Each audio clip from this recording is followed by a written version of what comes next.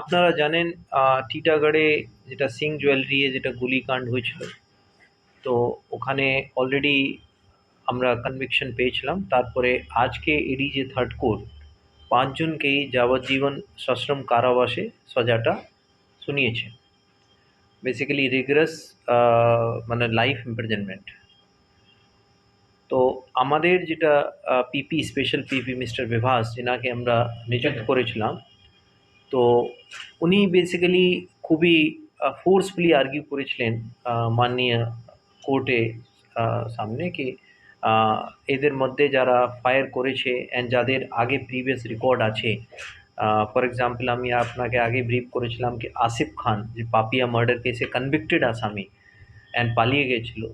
তাছাড়া এখানে ঘটনা করার পরে রাজবীর সিং পাঞ্জাবেও একটা সিমিলার কাইন্ড অফ ইনসিডেন্ট করেছিল, ওখানেও ফায়ারিং করা হয়েছিল।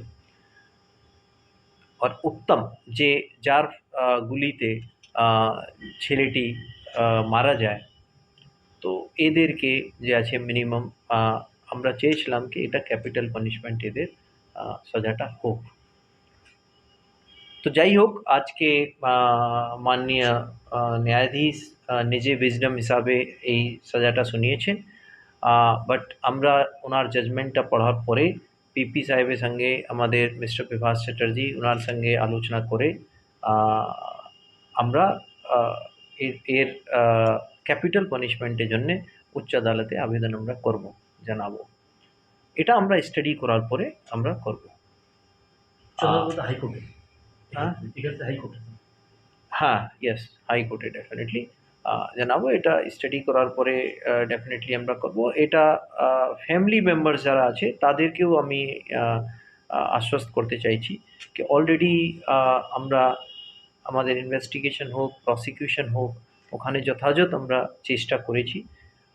স্টেট গভর্নমেন্ট এর জন্য স্পেশাল পিপি নিযুক্ত করেছিল। তবেও যে কনভিকশন হওয়ার পরেও ওনার আমি আপনাদের মাধ্যমেই শুনেছি কি ওনার মনে একটা দুঃখ আছে। তো সেটা আমরা এটা তো ডেফিনেটলি উনি ফাদার, ওনার ইমোশনাল হতেই পারেন। বাট আমরা যে মাননীয় ন্যায়াধীশ যে আছে ওনার জাজমেন্টটা স্টাডি করার পরে আমরা আলোচনা করে তারপরে আমরা ডেফিনেটলি আমাদের প্রাথমিকভাবে মনে হচ্ছে কি এখানে কিছু লোকে ক্যাপিটাল পানিশমেন্ট হওয়া উচিত ছিল। সেটা একটা সমাজে একটা ভালো বার্তা, একটা সন্দেশ যেত, সেটা প্রাথমিকভাবে মনে হচ্ছে। বাকি আমরা আমাদের জাজমেন্টটাকে ভালো করে পড়ে ডিসিশনটা নেব। Thank you. না, সেটা আমি বললাম বিশেষভাবে আমি অলরেডি যাদের প্রিভিয়াস রেকর্ড আছে, যারা এই ধরনের ক্রাইমের সঙ্গে বরাবরই যুক্ত আছে, যাদের ওপেনলি ফায়ার করেছে, এখানেও করেছে, তারপরে করেছে, তো সেটা আমাদের আর্গুমেন্টও ছিল। আপনারা ফলো করেছেন, কোর্টে আমাদের আর্গুমেন্টও ছিল। বাট সামহাও ন্যায়াধীশ ওনার উইজডমে সেটা অ্যাকসেপ্ট করেননি অ্যান্ড যাবজ্জীবন সশ্রম কারাবাস দিয়েছেন। তো আমরা উচ্চ আদালতে ওনার জাজমেন্টটা পড়ার পরে ওটা আসামিদের এতটাই উদ্ধত্ত ছিল বেরোবার সময় পর্যন্ত পিপিকে এবং যিনি অফিসার তাদের হুমকি দিয়েছে, দেখে না হুমকি, বিশেষ করে বডি ল্যাঙ্গুয়েজ ছিল অন্যরকম। দেখুন, এটা প্রফেশনাল হ্যাজার্ড ডেফিনেটলি। বাট আমাদেরকে এই কোনো হুমকি এর মধ্যে না গিয়ে, হ্যাঁ, আর এটা নিশ্চয়ই যেটা আপনি বডি ল্যাঙ্গুয়েজ এই ধরনের হুমকি দেওয়াটা এরপরে সেই জিনিসটা কোর্টের জন্য আমার মনে হয় আমার ব্যক্তিগতভাবে মনে হয় কি যখন আমরা হাইকোর্টে আবেদন করব তখন এই তথ্যটাও আমরা ওনার সামনে আনবো। হ্যাঁ, ওনার সামনে আনবো। ইয়েস। সেটা কি জেলকেও বলবেন? জেলে যাবে, জেলকেও জানাবেন সেটা? না, জেলে নয়। দেখুন, ব্যাপার আমি যেটা বলতে চাইছি অনলি যে তথ্যটা যেটা আপনারা বলছেন, প্রথমে আমি যাচাই করবো কী ঘটনা হয়েছে।